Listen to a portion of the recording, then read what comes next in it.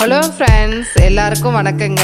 கலாஸ் ரெசிபியில் இன்னைக்கு சன்னா மசாலா எப்படி டேஸ்ட்டாக பண்ணுறதுன்னு பார்க்கலாம் வாங்க.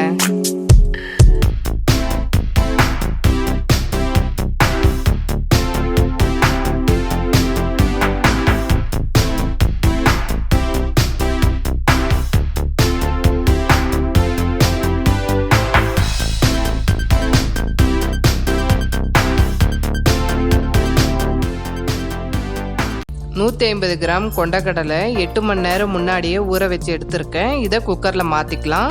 இது கூட ஊற வச்ச தண்ணியும் சேர்த்துக்கோங்க. இது தாராளமாக 4 பேர் சாப்பிட்லாங்க. 1/4 டீஸ்பூன் மஞ்சள், 1/4 டீஸ்பூன் விளக்கெண்ணெய் ரெண்டையும் சேர்த்து 4 சவுண்டு விட்டு வேக வச்சு எடுத்துக்கோங்க. பாருங்க, வேக வச்சு எடுத்துட்டோம். இது இருக்கட்டும். இந்த சைஸில் 4 வெங்காயம் ஸ்லைஸாக கட் பண்ணி மிக்ஸி ஜாரில் சேர்த்துக்கலாம். ஒரு சின்ன துண்டு இஞ்சி, இந்த சைஸில் 10 பல்லு பூண்டு, இதையும் மிக்ஸி ஜாரில் சேர்த்து கொஞ்சம் தண்ணி சேர்த்து நல்லா நைஸாக அரைச்சி எடுத்துக்கோங்க. பாருங்க, அரைச்சிட்டோம். இருக்கட்டும். உங்ககிட்ட கரம் மசாலா இல்லை அப்படின்னா ஒரு பிரியாணி இலை, 4 லவங்கம், 2 ஏலக்காய், கொஞ்சம் பட்டை, இந்த மசாலாவையும் வெங்காயத்தோடு சேர்த்து நல்லா நைஸாக அரைச்சி எடுத்துக்கோங்க. என்கிட்ட கரம் மசாலா இருக்குது, நான் அதை தான் சேர்க்க போகிறேன். இந்த சைஸ் தக்காளி 2 சுடுதண்ணியில் போட்டிருக்கேன். இதை தோல் எடுத்துட்டு மிக்ஸி ஜாரில் சேர்த்து நல்லா நைஸாக அரைச்சி எடுத்துக்கலாம். இதை அரைச்சிட்டோம். இருக்கட்டும். கடாயில் கொஞ்சம் ஆயில் சேர்த்துக்கோங்க. ஆயில் ஹீட் ஆன உடனே 1/4 டீஸ்பூன் ஜீரகம் பொரிஞ்ச உடனே அரைச்சி வச்சிருக்க வெங்காய விழுதை அது கூட சேர்த்துக்கலாம்.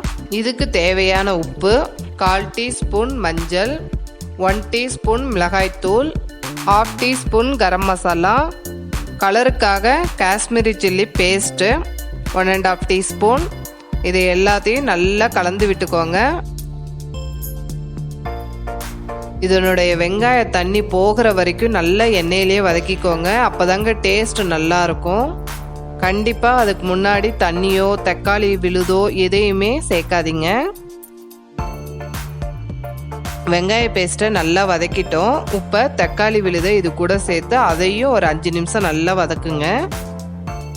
தக்காளி பேஸ்ட்டையும் வதக்கிட்டோம். உப்பை எவ்வளோ தண்ணி வேணுமோ சேர்த்துக்கோங்க. ஏற்கனவே கடலை வேக வச்ச தண்ணியும் இருக்குது, பார்த்து சேர்த்துக்கோங்க. வதக்கின வெங்காய தக்காளி பேஸ்ட்டை வேக வச்ச கடலையோட சேர்த்துக்கலாம். கொஞ்சம் கருவேப்பிலை, 1 டீஸ்பூன் கொத்தமல்லி பவுடர். மீடியம் ஃப்ளேமில் ஒரு சவுண்டு விட்டு எடுங்க. இந்த சன்னாவில் எல்லா மசாலாவும் சேர்ந்து குக் ஆகும்போது டேஸ்ட்டு ரொம்ப நல்லா இருக்குங்க.